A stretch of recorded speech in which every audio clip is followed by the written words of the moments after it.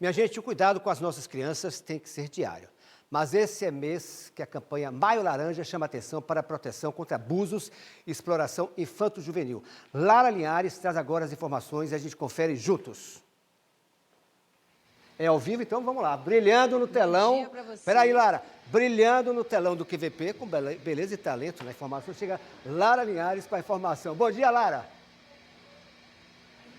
Ótimo dia para você, Casimiro, e para você também que acompanha o QVP. É isso mesmo, como você já falou, Maio Laranja é o mês oficial de combate ao abuso e exploração sexual de crianças e adolescentes. Eu vou conversar agora com Fernanda Lordelo, que é secretária de Política para Mulheres, Infância e Juventude. Vai falar para a gente sobre as ações que vão acontecer nesse Maio Laranja. Já foi assinado um decreto, né, Fernanda, que tem como objetivo adotar ações integradas para esse combate ao abuso e exploração de crianças e adolescentes. Queria que você falasse um pouquinho mais sobre esse decreto. Bom dia, Casimiro, Lara. Nosso decreto ele vem exatamente para mostrar de que forma precisamos trabalhar de forma integrada e colaborativa. Envolve município, Defensoria Pública, governos, Ministério Público, todos os órgãos que estavam aqui hoje. E o grande diferencial desse decreto é a formação do Núcleo Municipal de Escuta Especializada, onde nós teremos 3 pontos de atendimento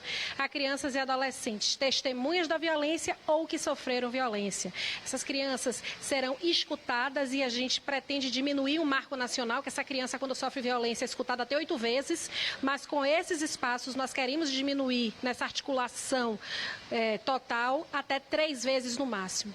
Então, é um ambiente acolhedor, institucionalizado, para essa criança ser direcionada. E o núcleo, ele vai coordenar e monitorar essa criança, essa família, desde o momento da violação até o atendimento final dessa criança.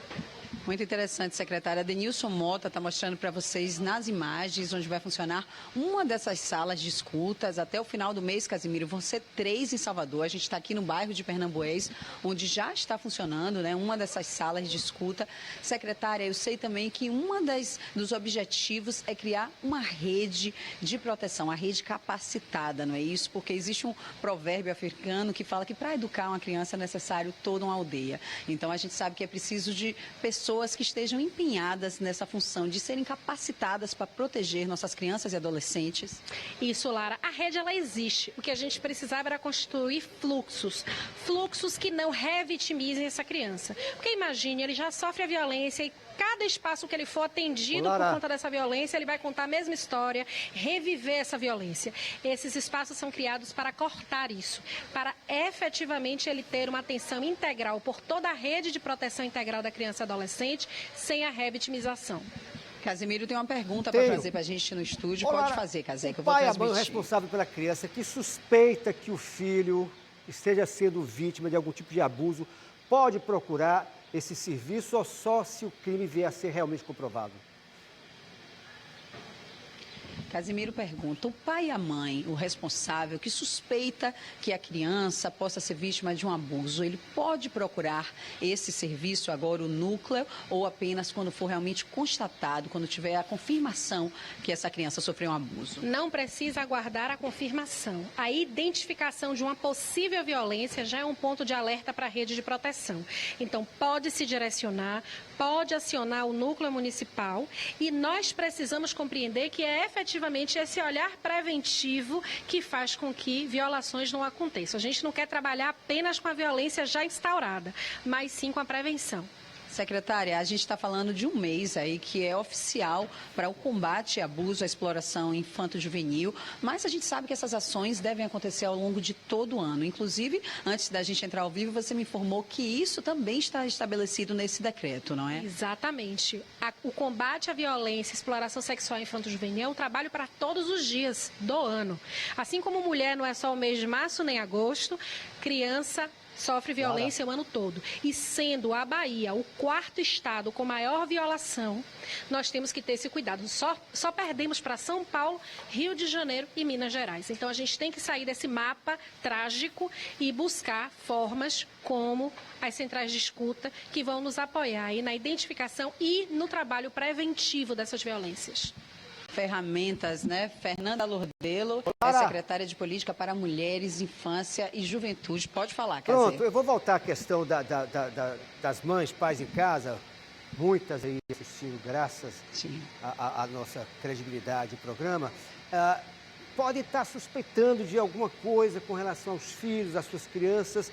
Quais são os sinais assim que a secretária teria a dizer que nós, pais, avós, enfim, responsáveis pelas crianças, devemos ficar atentos para saber se a criança realmente está sendo vítima de algum tipo de abuso? Casimiro faz uma pergunta para a gente no estúdio, Fernanda. Pais, mães responsáveis, tem muita gente assistindo a gente agora, que são responsáveis por crianças e adolescentes. Quais os sinais esses responsáveis devem estar atentos? Quais sinais, né, de abuso, de uma violação, que muitas vezes a gente sabe que a criança, até pela idade, ela não se sente à vontade, tem medo de falar. Então, pais, mães e responsáveis devem estar atentos a quais sinais? Quando essa criança ela passa a ter medo de algumas pessoas que antes ela convivia de uma forma melhor, quando ela começa a ficar muito isolada, introspectiva, sem querer brincar, quando a questão da alimentação começa também a ser olhada, ela começa a não querer comer e começa a emagrecer. Às vezes, na escola, a própria identificação dos desenhos, e por isso que muitas vezes a escola que identifica a violação. Às vezes a criança não quer ter contato com determinados espaços, então é importante identificar por que ela não quer ir para aquele espaço. Ou seja, é um olhar sobre a mudança de comportamento do seu filho. Mudou o comportamento e esse comportamento ele está de assustado, de constrangido e de acuado. Precisa ser identificado com cautela. Muito obrigada. Fernanda Lordelo é a secretária de Política para Mulheres, Infância e Juventude, falando para a gente aí sobre as ações do Maio Laranja, que visa combater abuso e exploração sexual de crianças e adolescentes. Volto com você, Casimiro.